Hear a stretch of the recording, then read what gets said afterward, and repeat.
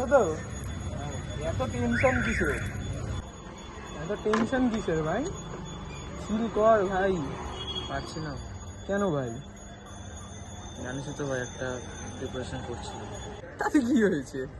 চিল কর ভাই, আমাদের মতন ঘোরাফেরা কর। ফেল করেছিস তো করেছিস, কি হয়েছে? একবার হয়নি আরেকবারে হয়ে যাবে। আমাদের সাথে ঘোর, পার্টি ফার্টি কর ভাই, একটু চিল কর। তুই তো জানিস ভাই আমি একটু ভাই আমাদের সাথে ঘোর ভাই, এত পড়াশোনা করে কি করবি? ভাই মন চায় না ভাই পড়াশোনা করতে। চায় না, পড়াশোনা করে কে কি করে নিয়েছে? পড়াশোনা করে হবে কি? না ভাই, ঘোর ভাই। আমার তো ভাই ওরকম আর্থিক অবস্থা নেই। না তুই বল, পড়াশোনা করে কে কি করে নিয়েছে? ঘোর ভাই আমাদের সাথে। আমার ভাই পড়াশোনার কোনো রাস্তা নেই আমার। তাহলে ভাই দেখ, তুই ভাই তোর পড়াশোনা নিয়ে থাক ভাই, আমার ভাই বন্ধু বান্ধবদের সাথে পার্টি ফার্টি করা আছে ভাই, আমি বেরিয়ে গেলাম। পরিষ্কার কথা ভাই, চল ভাই আমি বেরালাম। কিছু মনে করিস না ভাই, বললাম তোকে ঘোরার কথা ভাই, তোর ভাই ভাল লাগলো না, আমি বেরোচ্ছি ভাই।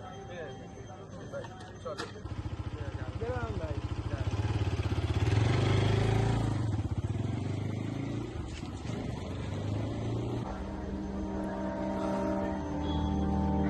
এতটা নিচে নেমে গেল। আমার কোনো বন্ধু বান্ধব এখন আমার পাশে নেই। মা বাবা তো কোনোদিনই ছিল না। আমার বড় ভাইও আমাকে সাপোর্ট করছে না।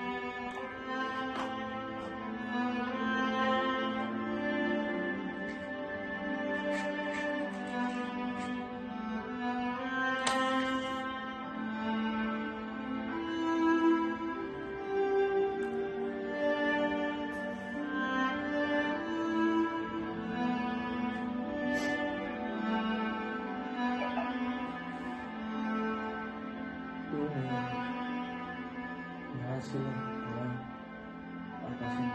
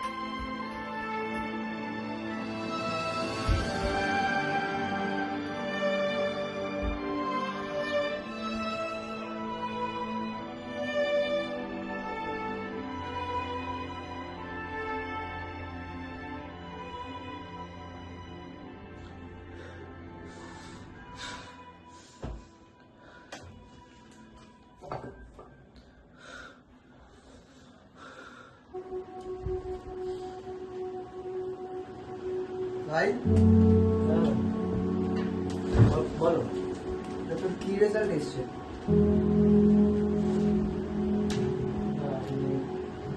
চেষ্টা করেছিলাম। একটা পরীক্ষা কত বছর ধরে আর দিবি?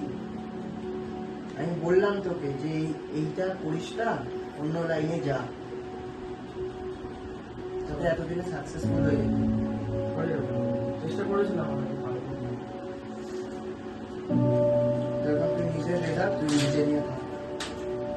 দাদা এরকম কোনো দাদা দাদা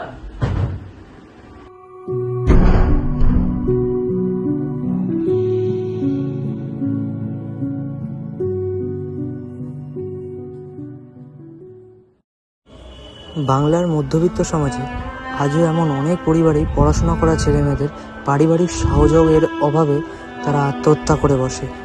এই কারণে আমাদের সমাজে ছেলেমেয়েদের আত্মহত্যার ঘটনা ক্রমশ বেড়েই চলেছে। তাই সমাজের প্রতিটি অভিভাবকদের অনুরোধ করা হচ্ছে যে তাদের সন্তানদের সফলতা এবং ব্যর্থতায় তাদের সহযোগিতা করুন।